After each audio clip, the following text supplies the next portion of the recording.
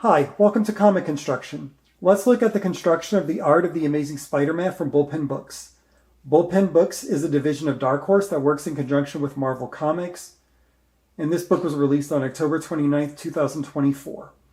This is a large book at 10 1/4 by 14.5 inches, although that's small compared to most of the other artist editions, which this is similar to in many ways. So this is a hardcover book. It has an uncoated cover on it, although there is like a textured coating on this section with the webs, and Spider-Man has a varnish over his body. Looking at the binding, it is sewn with a black ribbon. There are small page signatures, probably due to the size of the book and the weight of the paper. So this is a collection of original art pages from John Romita Sr. that are printed in 4-color.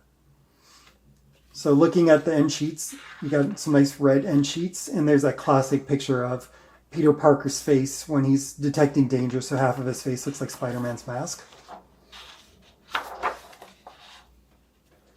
So part of the reason this book is printed in 4-color, so you can see things like the little shadow around the paste up job done for the price and the month at the top. One thing that sets this book apart from other artist edition type books is that there are these there are essays by creators and historians kind of discussing the historical implications of this book.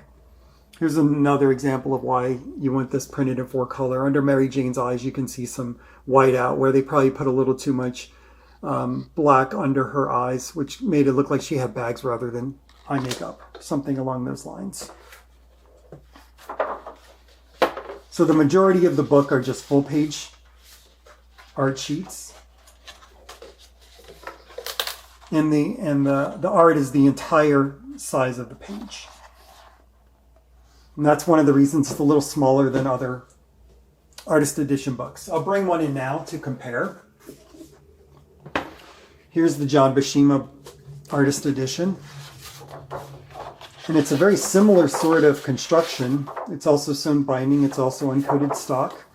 But the art has a nice 1-inch border all the way around it. So you can see everything in the border, like the issue number, the title, all that, and some notes.